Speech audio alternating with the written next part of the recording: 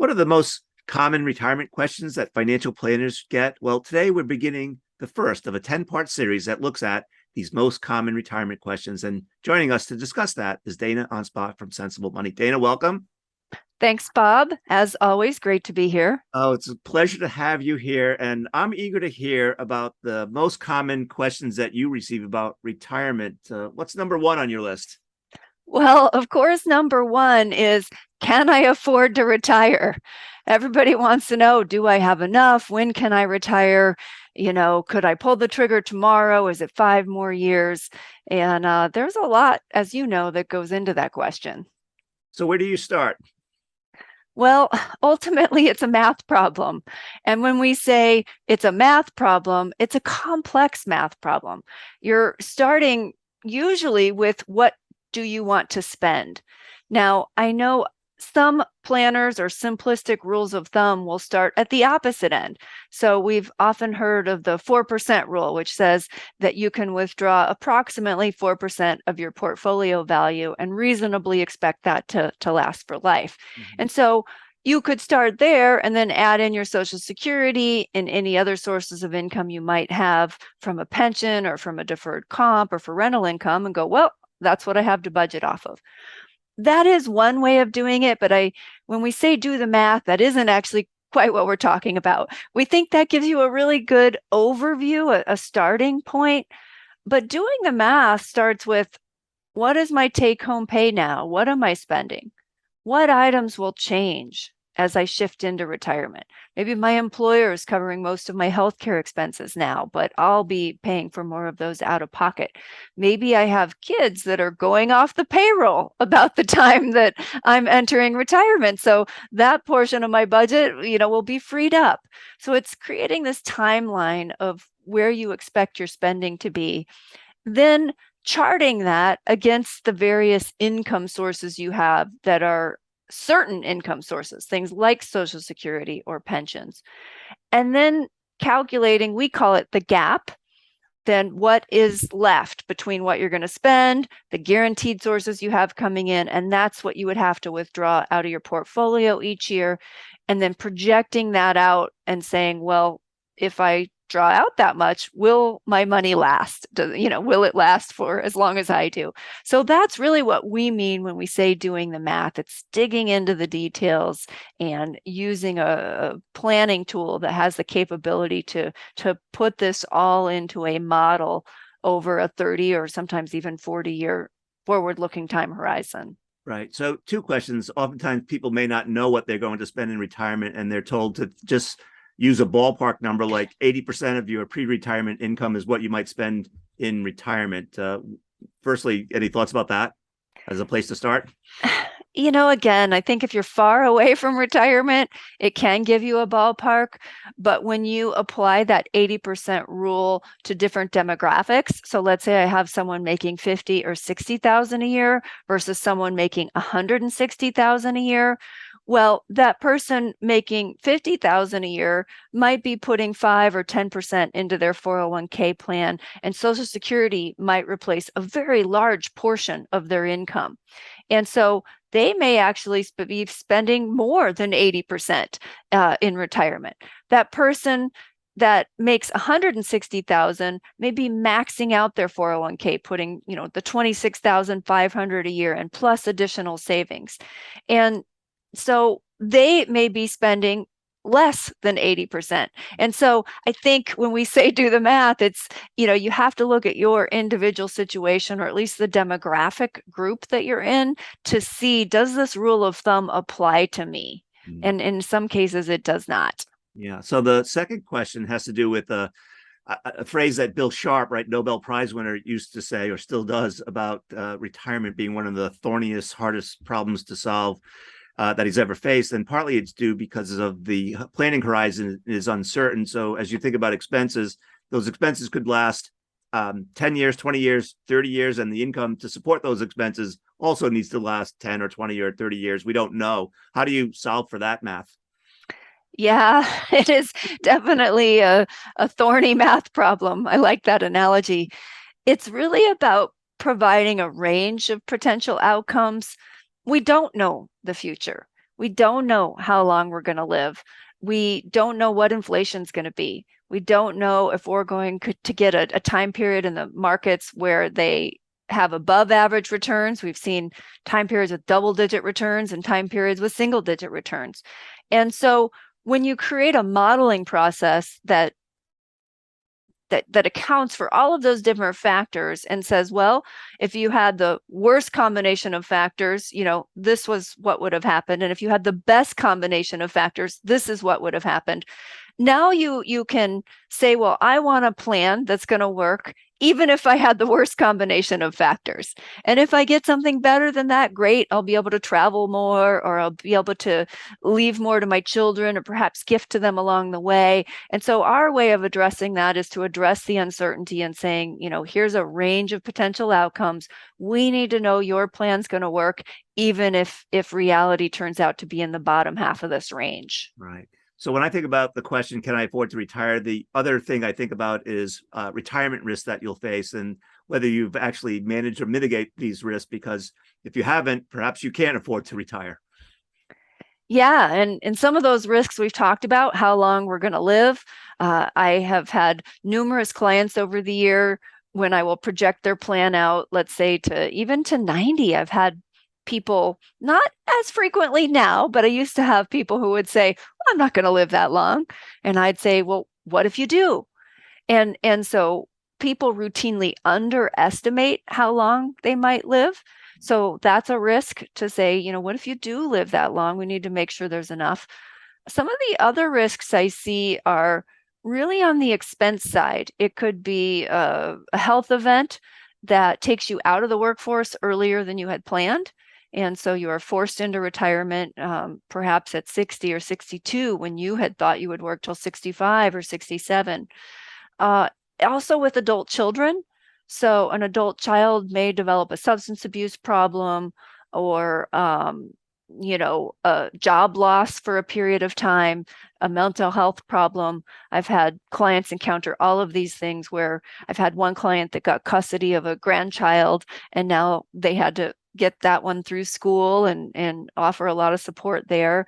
So those are some of the shocks that we think about, where you need to have some money that's part of your plan that you didn't put in the pool as available for retirement cash flow. It's a reserve pool that says, if one of these household shocks should show up, I have this reserve asset that can help me ride out. Sometimes I've called them these curveballs that can come along. All right. Dana, we covered a lot of ground. Anything we missed, or anything that just bears reemphasizing? I think that covers the broad spectrum. We could spend hours on figuring out, like, how do you determine how much it takes to retire? But that covers, I think, the broad spectrum of really what you need to look at.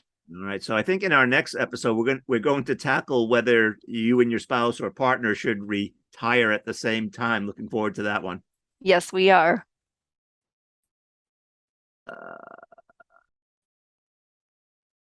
3, 2, 1.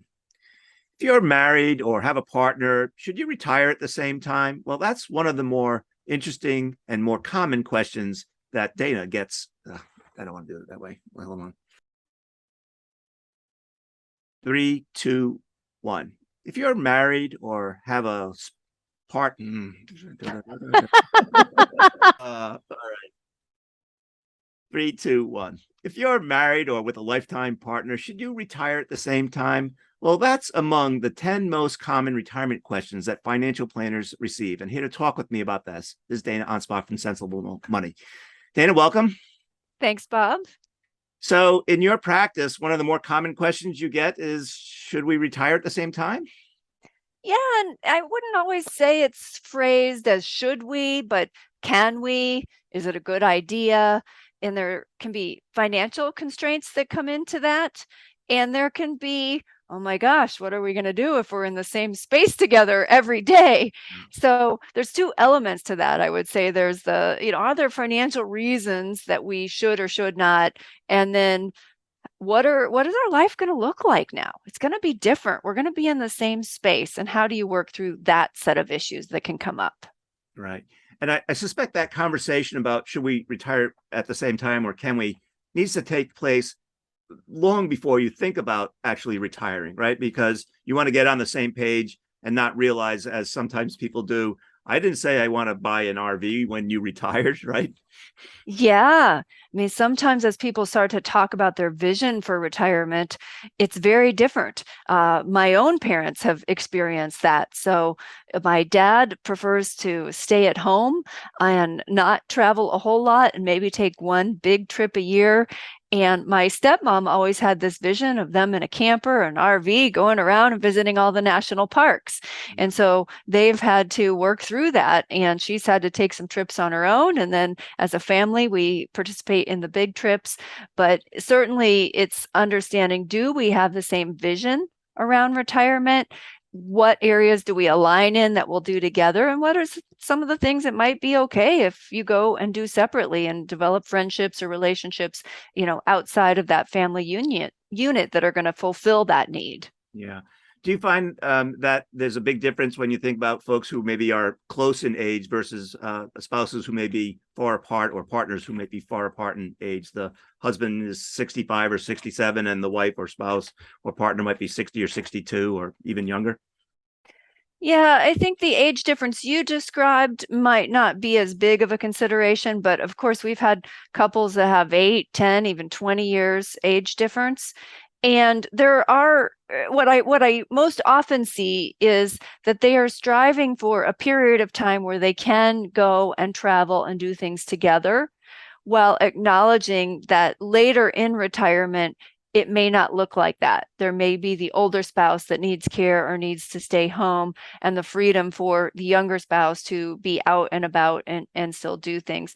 But most of the time, if there's a really big age gap, they seem to know that that's the reality as they're entering into retirement. Having open discussions about it, bringing it into the light and saying, what do we each picture that this will look like? What are our concerns? I think that adds a tremendous amount of value to the process. Right. And I think if you're a client and you're talking to a planner, it almost seems like the planner not only has to be a money expert, but perhaps a psychologist at the same time, because these are some non-financial issues that they're talking about as well as financial. They are non-financial issues. We have had them come up in meetings, and sometimes I've had people start arguments in meetings, and you just sit back and let them have that conversation. And I see our role as asking questions, not really supplying the answers when it comes to those values questions. I can say overall, I've seen really good things come out of those conversations. And as a planner, can it be a little awkward sometimes? Of course. Of course it can. But people are discussing very private business, and sometimes back and forth. Well, I thought this. Well, I thought that. But if you just sit back and let those conversations happen, it can be really good. Right. And I would imagine too that this is an iterative process, right? Maybe no one comes in knowing exactly what their vision is, but you have to sort of tease out the vision over maybe a period of several meetings, or not. Yeah, and as I mentioned, sometimes there's financial reasons. So I've had couples where one was the primary breadwinner for a long time, and now it often is the younger spouse has the opportunity to be the primary breadwinner while the older spouse retires. And I have seen situations where that feels really good to that younger spouse, where they feel like it's their opportunity to give back and contribute to the family. Where I've seen that come into play most often is with healthcare. So, the younger spouse, or just one spouse, whichever one wasn't going to retire yet, had healthcare, and if they could continue working to 65 and keep that employer-sponsored healthcare, that was going to add a lot to the bottom line financially to the household. And so spouses would discuss that and say, okay, we agree, I'm going to stay home now, and you're going to continue to work, and for sometimes 2, 3, 4 more years. What I've seen happen is a renegotiation of the household duties. And that's kind of fun. I had one where, now the husband began doing all the laundry and doing all the cooking and doing the grocery shopping, and the other spouse had never experienced that before, and they would laugh and joke about it, and they were just having fun with it, truthfully, having fun with their new roles and knowing it was a transition phase.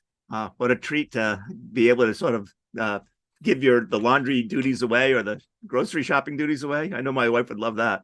Yeah, it was pretty fun, and I think it's just a matter of negotiation. I mean, maybe we call it discussion versus negotiation, but sometimes it is a negotiation. Hey, I'm going to work longer now to provide our health care. What are you going to do while you're sitting here retired? So when I think about this question about can we or should we retire at the same time, I also think about what we're retiring to. You mentioned sort of, maybe one person wants to travel a lot or not at all. But I also have seen research that suggests that there's some sort of common things that people do once they do retire: gardening, grandchildren, volunteer work. Do you see that happening too when folks are retiring at or about the same time, where they may have those common interests around things like gardening, grandkids, and volunteer work?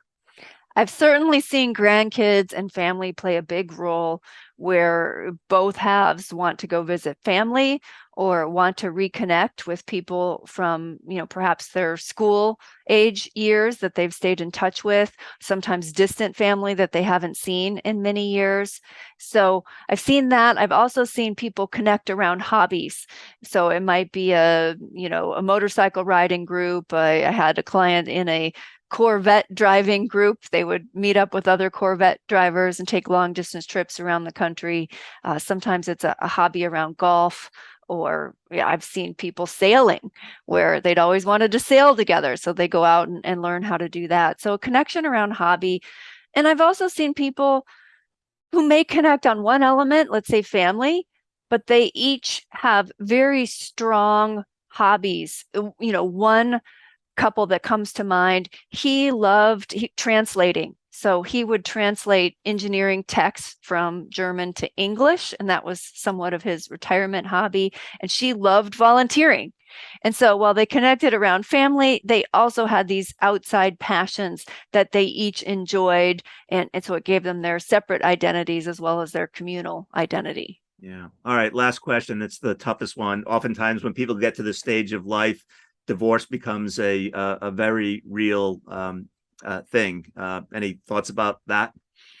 Unfortunately, I have assisted, I hate to use that word, but or moderated or been part of several what we call gray divorces, people that are divorcing around the time of retirement. My advice is there's only so much in assets and income to now be split across two households. If you can hire a good mediator and avoid severe litigation, it's going to save you both a lot of money. So be objective about it. Hire a mediator. Avoid the nasty legal battle. I've seen cases go down the legal battle, and all it does is use up a lot of assets that are now not available for what either spouse actually wanted. Mm. All right, Dana, we covered a lot of ground. Anything we missed or anything that bears reemphasizing? I think, as always, having the financial side laid out. So, if one spouse were to keep working and have access to benefits like healthcare that we talked about, once you can quantify that piece, I think it really does free you up to have some of these other, I'll call them more values-based discussions around each person's role and how they're feeling about retirement. So I'm a fan of exploring both halves at once. Yeah.